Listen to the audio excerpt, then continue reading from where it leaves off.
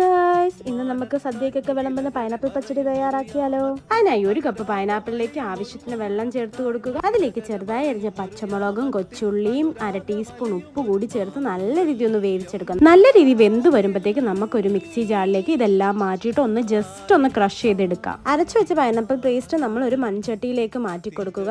എന്നിട്ട് ഇതിലേക്ക് 1 കപ്പ് തേങ്ങ, 1/4 ടീസ്പൂൺ മഞ്ഞൾപ്പൊടി, 1/4 ടീസ്പൂൺ പെരിഞ്ജീരകം, 1/4 ടീസ്പൂൺ കടുക്, 2-3 അല്ലി വെളുത്തുള്ളിയുടെ ചേർത്ത് നല്ല രീതി ഒന്ന് അരച്ചെടുക്കണം. എന്നിട്ട് അരച്ചു വെച്ച മിക്സ് നമുക്ക് പൈനാപ്പിളിലേക്ക് ചേർത്ത് കൊടുക്കാം. അതിലേക്ക് പിന്നെ നമ്മൾ 1 ടീസ്പൂൺ പഞ്ചസാരയോടെ ചേർത്ത് നല്ല രീതി ഒന്ന് ഇളക്കി കൊടുക്കുക. നല്ല രീതി മിക്സ് ചെയ്തിട്ട് സ്റ്റൗ ഒന്ന് ഓഫ് ആക്കുക. പൈനാപ്പിൾ ഒന്ന് തണുത്ത് വരുമ്പോഴത്തേക്ക് നമുക്ക് 1 കപ്പ് തൈര് ഇതിലേക്ക് ചേർത്ത് കൊടുക്കാം. ഇനി താളിപ്പിനായിട്ട് 1 ടേബിൾ സ്പൂൺ വെളിച്ചെണ്ണയിലേക്ക് കടുക് ഇടുക. കടുക് പൊട്ടി വരുമ്പോഴത്തേക്ക് ചെറുതായി അരിഞ്ഞ കൊച്ചുള്ളിയും പച്ചമുളകും കരിയാപ്പില ഇട്ട് നല്ല രീതി ഒന്ന് മൂപ്പിച്ചെടുക്കുക. ഈ താളിപ്പ് നമുക്ക് പച്ചടിയിലേക്ക് ചേർത്ത് കൊടുത്ത് നല്ല രീതി ഒന്ന് മിക്സ് ചെയ്ത് കൊടുക്കാം. അങ്ങനെ സദ്യയിലൊക്കെ വിളമ്പുന്ന നല്ല രുചികരമായ പൈനാപ്പിൾ പച്ചടി ഇവിടെ റെഡി ആയിരിക്കും.